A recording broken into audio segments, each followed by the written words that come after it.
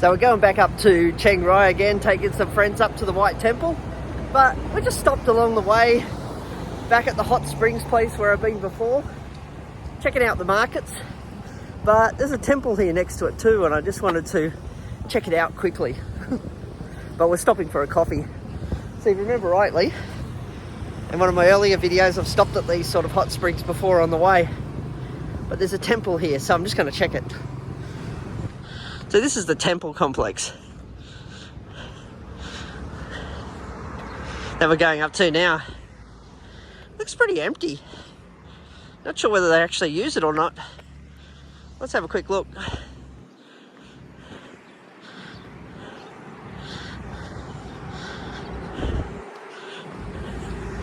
Looks a bit deserted, to be honest. Not sure what they use it for here.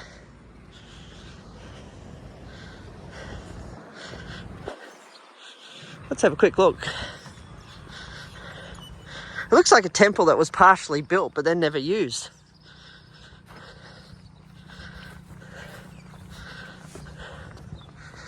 Looks like a ghost town.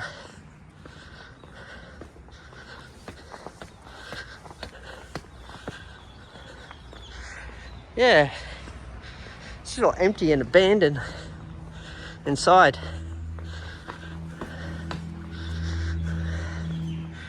Yeah, it looks like it was partially built, but then never used.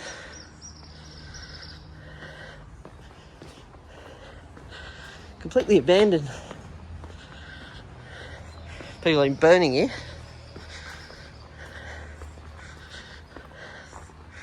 Ghost temple. Nah, this is all blocked up in there. Walk across here. I was always curious about this temple, what was here. But it looks like there's nothing. It's just a temple they had an idea, but then just never built it. See all the roof? Huh. Ghost temple. There you go. So nothing really here. Just an abandoned temple. Whoa. Looks like they had a good idea though in the beginning. It just never got there. So it's completely abandoned and not used at all by the looks of it. But right next to your ghost station, it's sort of like, not ghost station, ghost temple. You do have these hot springs with lots of little markets, coffee stops, and food. So if you're hungry on the way to Chiang Rai, here's a stopping point. And there's a place we stopped last time. And yeah, there is options for food and drink. So yes, outside that ruined temple, which Anne says is a copy where they were trying to copy off some other temple. So it's not an ancient one by any means. It's just that they had a concept. They were trying to build it and it just never got completed by the looks of it. But right next to it, you've got all these food stores, and I'll show you around because it's a good little stop if you're a tourist just coming on the way to Chiang Rai. So you've got a range of different Thai foods here. We just got a croissant and coffee in there. And there's a lot of your touristy items, so I'll walk up and show you.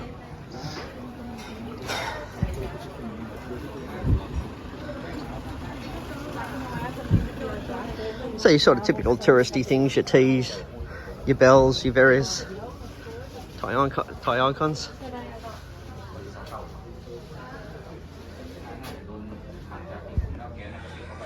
So we're after anything touristy. Looks like a few sort of antique stuff in here too, if you're after this sort of thing.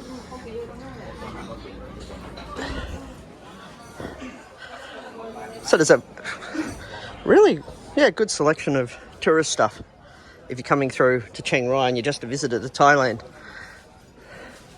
And of course you got bigger stores there.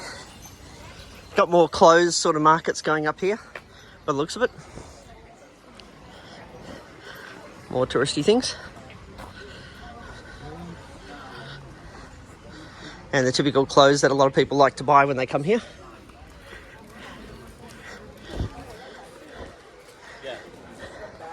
A lot more market stores, and there's toilets up there. Again, various decorations. Oh, it looks like more sort of jewelry stuff. If you're just after anything jewelry.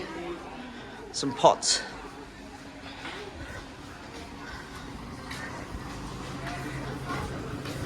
Yeah, so it's an okay stopover, just for some coffee, to see the hot springs. You can't swim in them, of course, because remember what I've told you last time, it was bloody hot, those hot springs. Again, you're seeing more sort of closed markets, and a lot of people do like these closed designs that come here.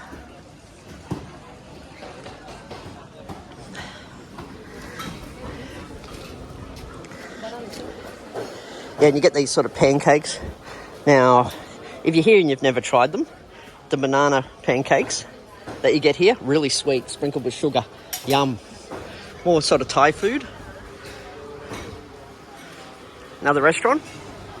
And there's coffee everywhere too. So, there's a lot of coffee shops.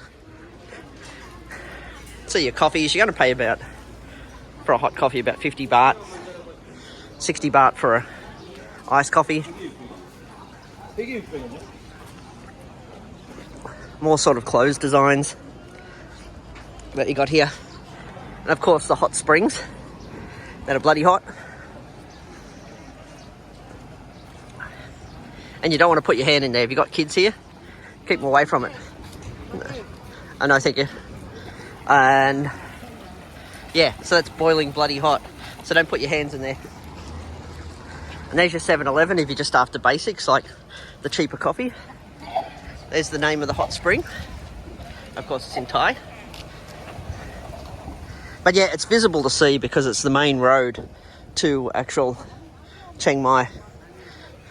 And you do have little, like, bakery items, and you get these in 7-Elevens too.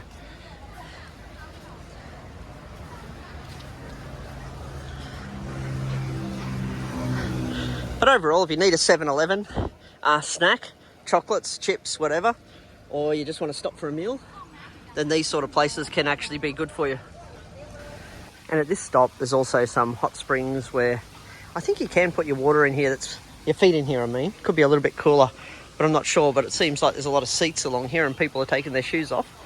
So I guess you can. But they've also got these buckets here, which I'm guessing they take off the... take the water out of there and let it cool down a little bit. Yes, there's toilets here and 5 baht to use, just for reference.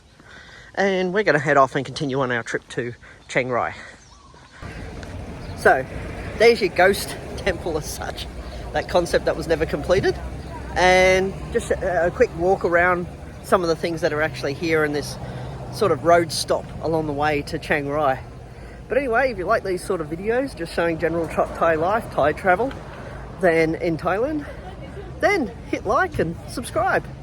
And I'll show all sorts of weird and wonderful things along the way. When I put this video up on TikTok, or short of it anyway, people were actually saying that it was never meant to be a temple, and that the original concept was it was meant to be a resort or a hotel. But tell me what you know about this place, because I'm very curious to learn about its history and why it was suddenly abandoned and why it's not actually was ever completed. But yeah, temple or hotel, it was still an interesting place to go to.